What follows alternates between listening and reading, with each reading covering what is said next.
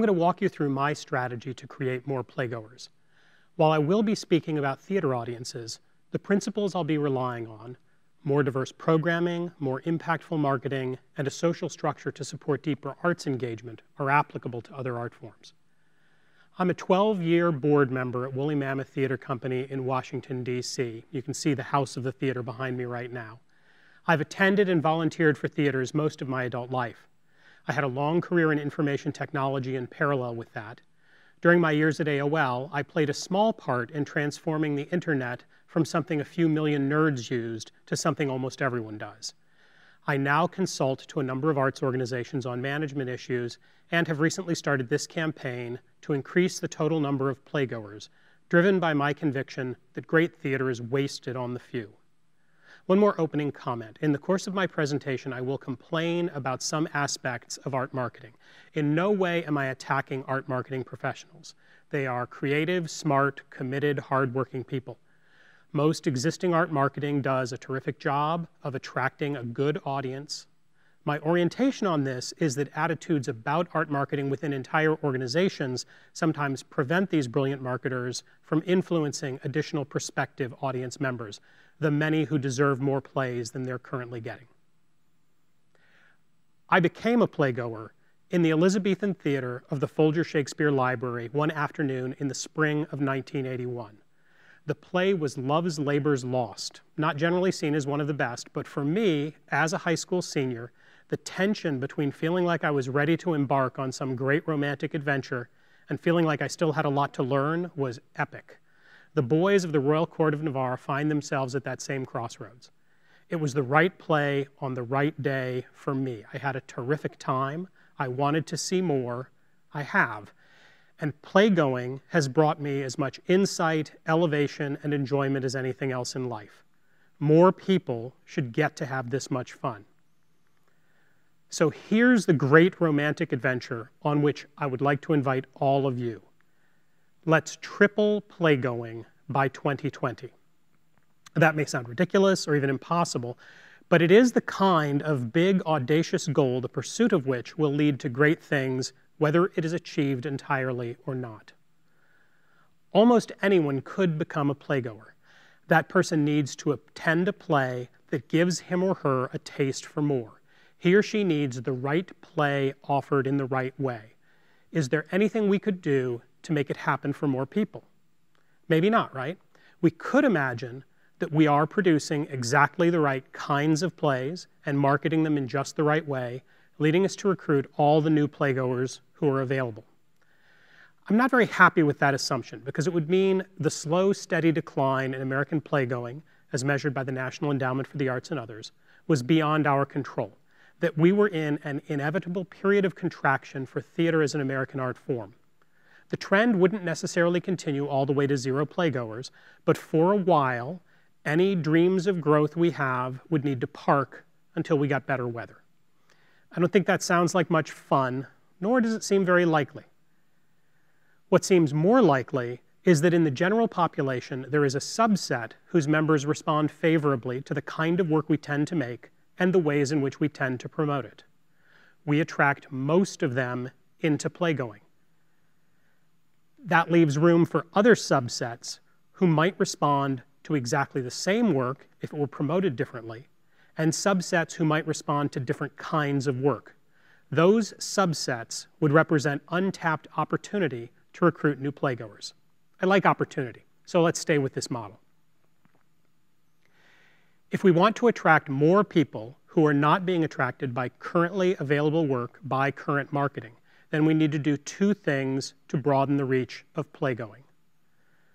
Diversify theatrical production, so work that will appeal to different subsets of people is available.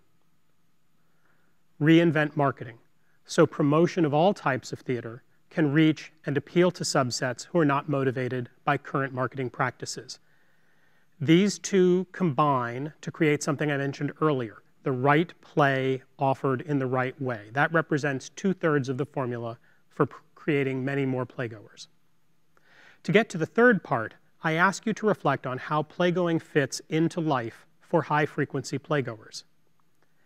It is how we spend a substantial chunk of our leisure time. We talk about it with other people, especially other playgoers, a lot, comparing our experiences of the same productions, bragging about things we've seen that others may have missed. We pay close attention to the people and organizations who make plays. We view many of those people as celebrities. We try to scoop each other with fragments of news about theater. We put effort into recruiting other people into playgoing. This is very much the set of behaviors you would expect around a hobby. Describing playgoing as a hobby may sound trivializing, but I don't mean it to be. Fine visual art appreciators are called collectors. Collecting anything inevitably has an aura of hobby to it. I take my playgoing hobby seriously. My house has a basement apartment that I keep available for visiting theater practitioners. So I've given my basement over to my hobby, much as I might have given it over to a ham radio rig or a wood shop. The hobby model would be a good thing for playgoing. Once people identify themselves as involved in a hobby, they allocate both more time and more money to indulging in that activity. Nonprofit theater needs people's time and money. However, when I compare playgoing to my other main hobby, board game playing, I find that it is a poorly supported hobby. Better support would help it grow in both size and visibility. So there's point 3 of the strategy. Define and support playgoing as a hobby. That also extends the Quippy formula for making a new playgoer to the right play offered in the right way with a reason to stay. Let's examine each point and think about some implementing tactics. Diversifying production. What do we need to diversify from? Most of our communities have a strong supply of 2 to 3 hour long performances in an auditorium tricked out with lots of technology, during which the audience sits quietly and appreciates the work. This is great stuff. It belongs at the core of the art form, but a lot of people are saying no to it who might say yes to something else. What might something else look like? Some of it is out there already. Audience-integrated theater. Plays structured to be performed in bars and restaurants. Plays that are also walking tours of neighborhoods. Plays an audience walks through rather than sitting through. I've seen terrific examples of all these kinds of work. Most of them attract and appeal to usual suspects playgoers, but they also bring people who don't attend core theater. Many more diverse theater forms are out there to discover, every one of them capable of electrifying members of the public who would say no to anything else. Diversifying production can be done in a number of ways. The first is for individual producing institutions to diversify their own work. While there are perhaps a number of institutions who would benefit from this, I don't see it as a primary tactic. Most institutions produce what they do now for reasons of mission, skill, passion, existing relationships, lots of good reasons. What I'm talking about is not mixing it up on any particular stage. It's the whole theater biosphere in a region or a nation that needs more variety. In many communities, there is already a fair diversity of theatrical production on offer, but much of the unusual stuff is done by small organizations that have little ability to attract attention.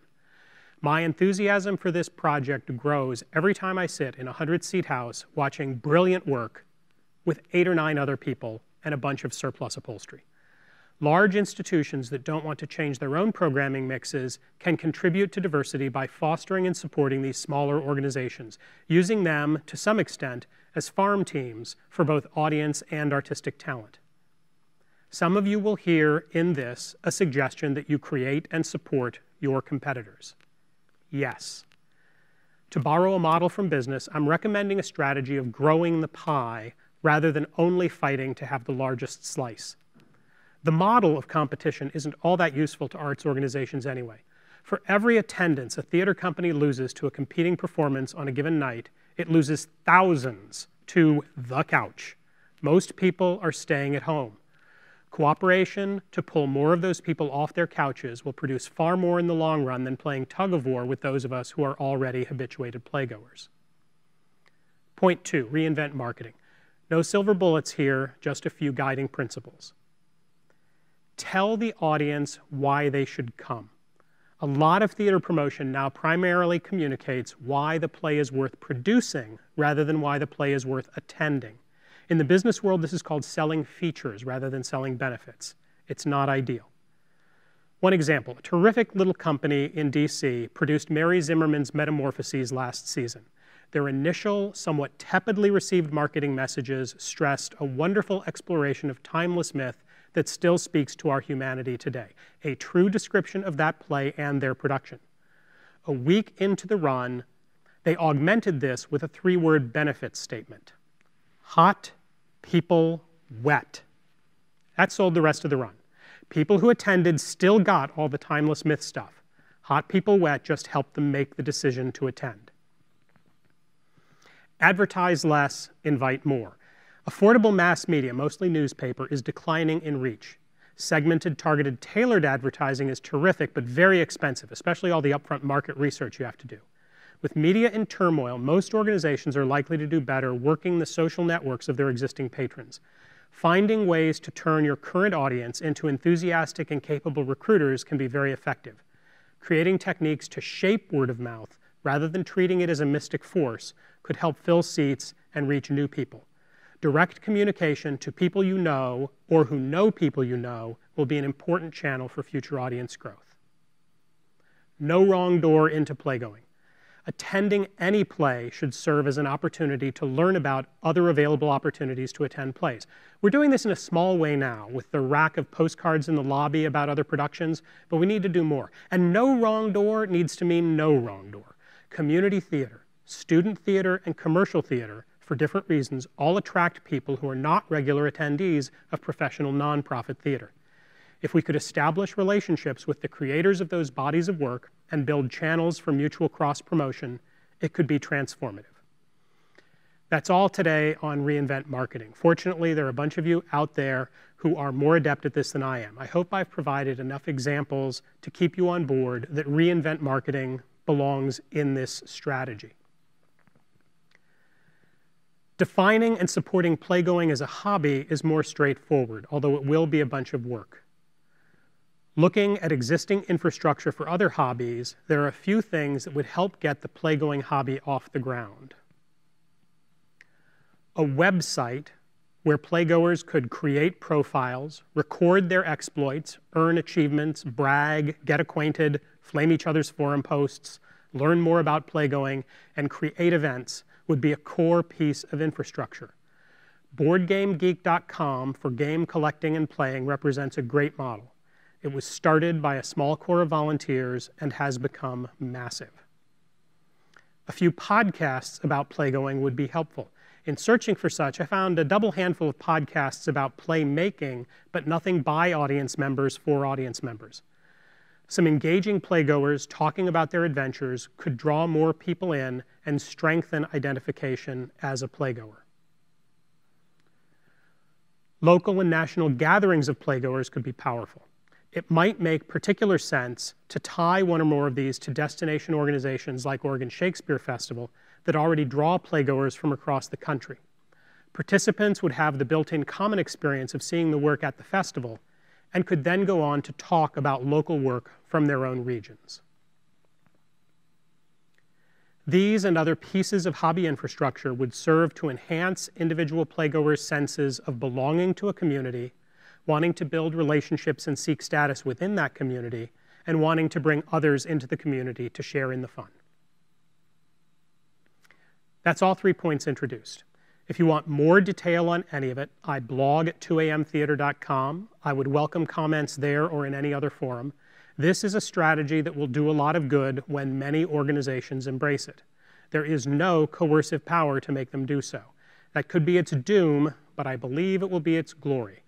Working together, we can recruit millions of additional playgoers. I close by asking you to imagine what that kind of increased attendance and support will enable for you and your organization. It's worth the effort. It's going to be fun. Thank you for your attention.